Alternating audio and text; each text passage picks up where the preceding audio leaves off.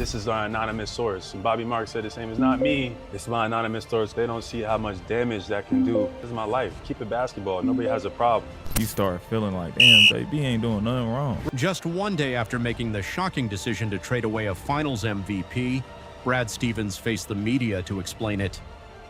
During an hour-long press conference, he answered tough questions, but one statement in particular immediately grabbed everyone's attention. They're adding into the culture that we're trying to create here. We feel that defense wins championships, and we're excited to go. The most surprising part wasn't just the trade itself, it was Brad Stevens' reaction afterward. Standing at the podium, the man who approved the deal openly admitted he wasn't even claiming it was the right decision. That hesitation spoke louder than anything else he said during the entire press conference. When a front office truly believes it made the right move, executives usually defend it with confidence. They explain the vision, outline the benefits, and project certainty. Even controversial trades are often backed with a clear argument. Stevens' cautious tone, however, left many fans wondering whether even Boston fully believed in the decision. My understanding is Jaylen Brown, throughout all of this, never requested a trade. He never asked out of Boston. This was all the Celtics. The deeper you look into Boston's explanation, the harder it becomes to understand the trade. Front offices usually have a clear vision when they make a franchise-altering move. Even if fans disagree, executives can normally explain exactly why they believe the team will improve. This time, however, every answer seemed to raise even more questions. Instead of presenting one confident reason, Boston's leadership offered several different explanations. Financial flexibility was mentioned. Long-term roster balance came up. The team's future was discussed. Then there were references to advanced analytics, lineup efficiency, and on-court chemistry. The more the press conference continued, the more complicated the justification became. That's often what happens when a controversial decision is difficult to defend. Rather than pointing to one obvious basketball reason, the conversation shifts towards statistics, hypothetical scenarios, and long-term projections. Suddenly, social media fills with selective numbers meant to support the move. Fans start hearing about lineup ratings, plus-minus figures, and records in games where certain players were unavailable. While those stats can provide context, they rarely tell the entire story. For nearly an hour, Boston's front office tried to explain why this trade was necessary. Some answers focused on financial concerns. Others emphasized roster construction or future flexibility. Yet none of them completely answered the biggest question every Celtics fan wanted to hear. How does this move make the team better today? That's the question this entire debate revolves around. Instead of accepting headlines or emotional reactions, it's worth examining every argument Boston presented and comparing those explanations with what actually happened. Looking at the evidence objectively is the only way to determine whether this decision has a logical foundation. Ironically, one of the most revealing moments came near the end of the same press conference. Brad Stevens made a statement that unintentionally weakened much of the case he had spent the previous hour building. It wasn't dramatic or emotional, but it raised an obvious contradiction that made many fans question the entire direction of the franchise. Before diving further into that contradiction, here's a quick recap for anyone who hasn't followed the story closely. Just days ago, Boston made one of the most shocking trades in recent NBA history. The Celtics moved on from Jaylen Brown, a 29-year-old star who finished among the league's MVP candidates not long ago and played a crucial role in delivering Boston a championship, earning Finals MVP honors in the process. Despite entering a season where many expected Boston to struggle, Brown helped lead the team to the second seed in the Eastern Conference. Yet the organization ultimately decided it was time to move in a different direction. In return, the Celtics acquired veteran forward Paul George, who is now 36 years old and has dealt with significant injury concerns over the past 2 seasons. Along with 2 first-round picks and 2 second-round picks, the trade immediately divided the basketball world. Some viewed the draft capital as valuable, while many questioned whether replacing a younger All-NBA caliber player with an aging veteran truly increased Boston's championship chances. The aftermath has arguably generated even more discussion than the trade itself. Meanwhile, reports suggest Jaylen Brown felt disappointed by the way everything unfolded. That reaction isn't surprising considering the events leading up to the deal. Earlier in the offseason, Boston reportedly explored using Brown in potential superstar trade discussions. Those talks ultimately went nowhere, creating an uncomfortable situation before the organization eventually finalized a completely different blockbuster move. As more details continue to emerge, the story surrounding this trade only becomes more fascinating. I think there was a bit of a lack of respect, and then out of nowhere, things just kind of went left. It's easy to understand why Jaylen Brown reportedly felt disrespected by the Celtics. Despite everything he had accomplished for the franchise, he was left feeling undervalued.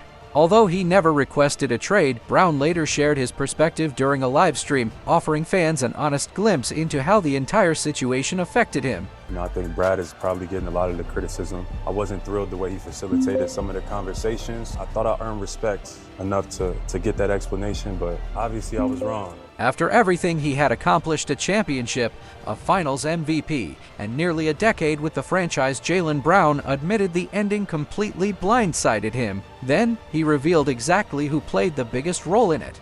The path looked a little bit more challenging to me. I might be wrong. I'm not going to stand up here and be defensive about that. The path looked a little bit more challenging with 70% of our cap and such a high percent of our usage tied into two players. The reality in this era, the NBA, and you could see it obviously with the last couple of champions and some of the teams that were at the very top of the league when it was all said and done at the end of this year, is that, you have to do a great job and you have to have the optionality to do a great job of building out depth that can hopefully replace the irreplaceable individual. One thing that stood out from Jaylen Brown's response was what he didn't say.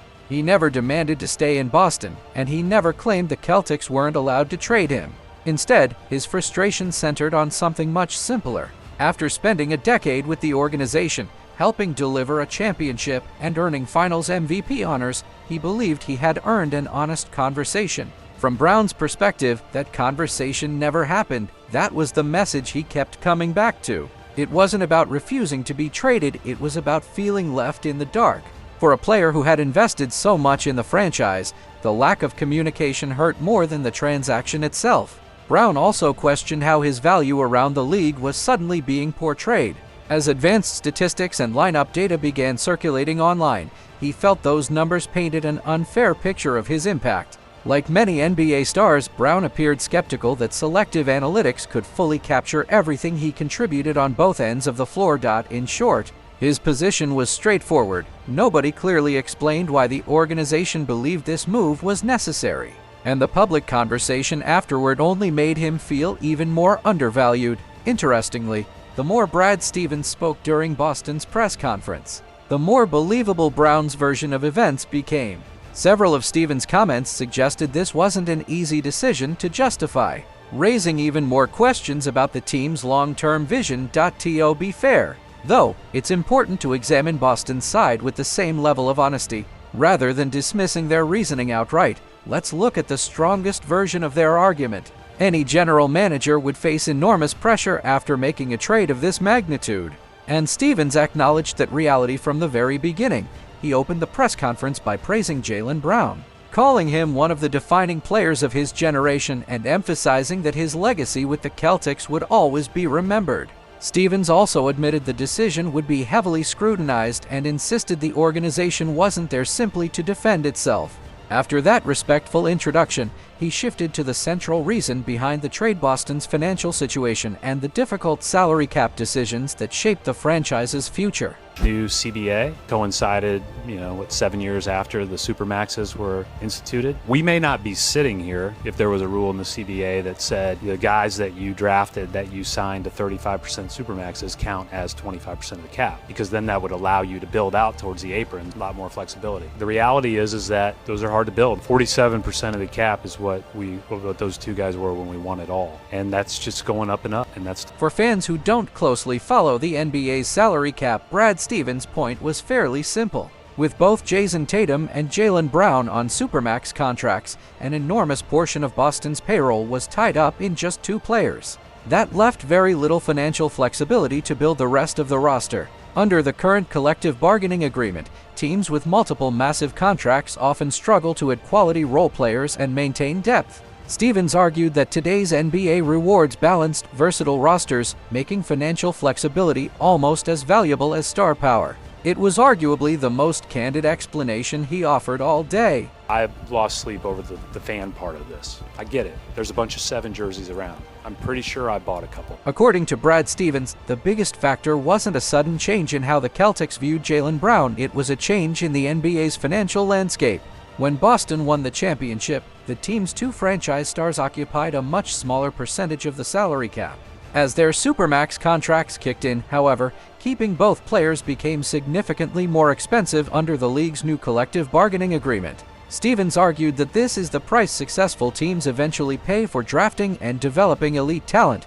From a salary cap perspective, that explanation carries some weight. The new CBA has made it far more difficult for expensive contenders to maintain deep, balanced rosters. In that sense, Stevens presented one of his strongest arguments. Still, it doesn't answer every question. Financial pressure alone doesn't automatically justify moving a player of Brown's caliber. Stevens also insisted the failed pursuit of Johnny's didn't force Boston into this trade and maintained that his relationship with Brown wasn't permanently damaged. He even acknowledged the emotional impact on Celtics fans, delivering what many considered the most genuine moment of the entire press conference.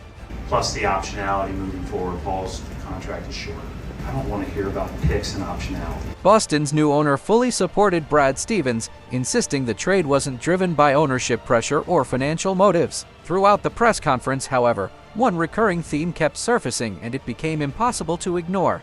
If he feels that way, I'm sorry about that. One word kept surfacing throughout the press conference: optionality. Brad Stevens repeated it again and again, presenting it as a key reason behind the trade. But when you step back and look at the full picture, Boston's explanation starts to feel inconsistent. First, the move was described as a basketball decision. Then it became a salary cap issue. After that, the new collective bargaining agreement was blamed.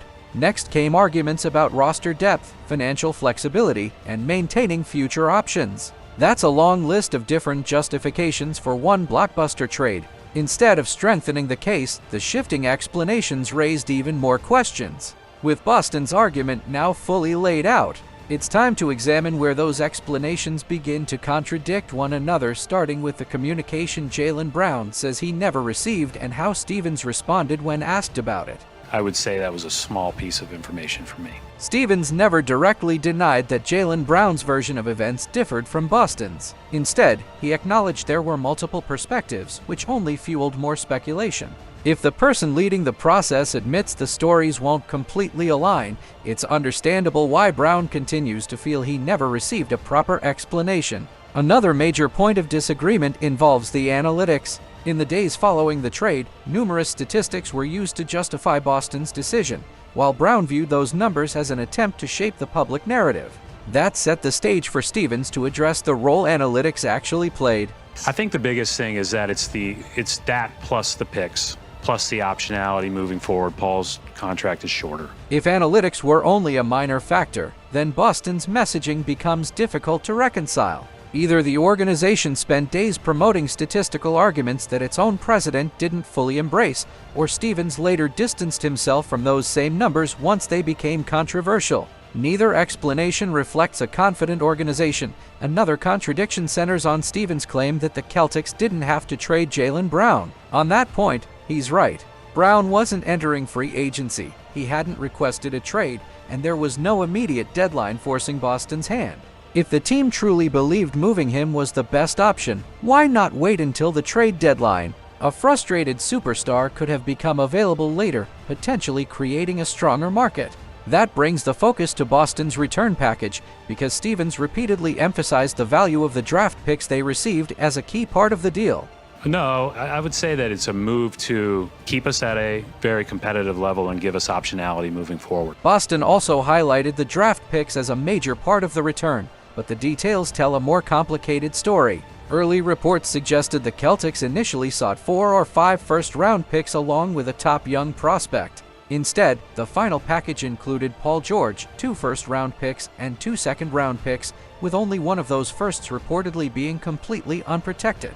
The other carried significant protections, reducing its overall value, considering Jaylen Brown's are some as a Finals MVP and franchise cornerstone. Many expected a much stronger return. That's why Stevens claimed that the Celtics didn't have to make the trade raise his eyebrows. If there was no urgency, why settle for a package that many believe fell short of Brown's market value? The next major question addressed exactly that, as Stevens was asked directly whether the trade was primarily about reshaping Boston's financial situation. You talk about how you can't have 70% of the salary cap tied up into these two players. Still do. You still do. That's right. So, Good follow-up. Another inconsistency emerged when Boston insisted the trade wasn't about money. Both Brad Stevens and the team's new owner repeatedly rejected that idea. Yet throughout the press conference, nearly every explanation centered on salary cap limitations, supermax contracts, and the financial challenges created by the new CBA. If the core argument revolves around payroll and cap flexibility, it's difficult to separate the decision from its financial impact. That's what made the messaging feel contradictory. You can't spend an hour discussing cap percentages and roster economics, then claim money wasn't a major factor. At some point, the organization has to commit to a single, consistent explanation, and that's exactly what leads to the biggest contradiction of them all, the one statement that threatens to unravel Boston's entire argument. I don't ask other guys about other guys. I don't want to put them in that position, and so he had none. The biggest issue with Boston's explanation is that the numbers don't appear to support the story they told. Throughout the press conference, the organization emphasized that having two players on massive contracts made it difficult to build a complete roster. But after the trade, that basic financial reality barely changed. Jayson Tatum remains on a supermax contract, and Paul George is also earning a salary that sits in nearly the same range as Jaylen Brown's. In the short term, Boston is still committing roughly the same percentage of its payroll to two players. If the original problem was that too much of the salary cap was tied up in star contracts, then replacing Brown with another highly paid veteran doesn't immediately solve that issue. The biggest difference is the timeline. Brown's contract extended further into the future, while George has an earlier play option that could potentially create financial flexibility sooner. That's the long-term gamble Boston appears to be making. The organization is betting that opening Cap space a year or two earlier will eventually give it more opportunities to reshape the roster around Jayson Tatum, whether that proves to be the right decision won't be known for several seasons. if the extra flexibility eventually helps Boston land another elite CO star or rebuild the roster into another championship contender. Opinions on this trade could change dramatically. But asking fans to judge the deal based on possibilities that may not materialize until years from now is a difficult sell. Especially when the team just traded away a 29-year-old finals MVP. As if the trade itself wasn't controversial enough. Attention quickly shifted to the one person whose opinion everyone wanted to hear: Jayson Tatum. Surprisingly, neither Brad Stevens nor the Celtics ownership spent much time discussing where their franchise superstar stood on the decision. Publicly, Tatum handled the situation with class. He posted a heartfelt farewell message thanking Jaylen Brown for nearly a decade together, expressing nothing but respect and appreciation for his longtime teammate. The statement reflected their friendship, but carefully avoided commenting on the trade itself. Then another version of the story emerged. Former Celtic chef Teague claimed on his podcast that he had spoken with Tatum after the deal and shared what he believed Tatum's reaction was. It's important to remember, though, that these comments came through Teague and have not been confirmed by Tatum himself. Until Tatum addresses the trade directly, any reports about his private feelings should be treated as speculation rather than established fact. If Tatum didn't want this to happen, I doubt it happens. The third version came directly from the Celtics. When asked how involved Jayson Tatum was in the decision, Brad Stevens offered his official answer. We watched at that podium wasn't an explanation, it was a front office rationalizing in real time, out loud, in front of the fans whose jerseys Brad Stevens says he bought. Maybe. To be fair, Jeff Teague's account aligns with Stevens' comments, suggesting Jayson Tatum may not have been involved in the decision. But then a fourth perspective surfaced, one shared by Ryan Russillo, which added another layer of intrigue to the story. Out of Brad Stevens' own mouth, 70% two players right now, and they got worse. The conversation surrounding this trade became even more complicated as different reports began pointing in completely different directions. On one side, Brad Stevens maintained that Jayson Tatum had little to no involvement in the decision. On another, respected NBA voices questioned whether that was really the full story. Anonymous reports added even more speculation, suggesting there may have been tension behind the scenes and disagreements within the organization. None of those claims have been fully confirmed, so they should be viewed with caution rather than accepted as fact. Still, the conflicting reports have only fueled debate about how this trade truly came together. One detail that caught fans' attention came from Jaylen Brown himself. While expressing gratitude to several people connected to the Celtics organization, he noticeably didn't mention Jayson Tatum. That doesn't prove there is a problem between the two stars, but it has certainly sparked conversation among fans searching for clues about what happened behind closed doors. Meanwhile, Boston hasn't wasted any time reshaping the roster. The front office has focused on adding experienced veterans, improving rim protection, and strengthening the team's depth. Those moves suggest the Celtics do have a clear vision for the roster they want to build moving forward. Credit should be given where it's due. This wasn't simply a trade followed by inactivity. Boston immediately began executing the next phase of its plan. Even so, the central question remains the same. Was trading Jaylen Brown necessary to accomplish those goals? When you look back at everything Brad Stevens presented during the press conference, the explanations seem to branch in several different directions. At various points, the move was described as a basketball decision, a response to salary cap restrictions, a consequence of the new collective bargaining agreement, an effort to improve roster depth, a way to create future flexibility, and at the same time, something that supposedly wasn't about money at all. The problem isn't that any one of those reasons is impossible. The issue is that combining all of them together makes the overall message feel less consistent. The more explanations that were offered, the more difficult it became to identify the single driving force behind one of the biggest trades in franchise history. There are also two facts that continue to shape how many fans view the deal. First, many believe the return package was underwhelming for a player of Jaylen Brown's caliber. Reports indicated Boston initially hoped for a significantly larger haul before ultimately agreeing to a smaller package. Second, despite emphasizing salary cap concerns, the team's payroll remains heavily concentrated in two high-priced stars, meaning the financial challenge they highlighted hasn't disappeared overnight. Supporters of the trade will argue that the true benefits won't become clear for several years. If the added flexibility eventually allows Boston to build another championship roster around Jayson Tatum, today's criticism could look very different in hindsight. That's a fair possibility. However, judging the trade based on the information available today, skepticism is understandable. Brown was still in his prime, remained one of the league's best two-way wings, and had recently helped lead Boston to the top of the Eastern Conference. Moving a player of that caliber requires a return that leaves very little room for doubt. Ultimately, whether this becomes a brilliant long-term decision or one of the franchise's biggest mistakes will depend on what Boston does with the flexibility it believes it created. For now, the debate is far from over, and Celtics fans will be watching every move the organization makes from this point.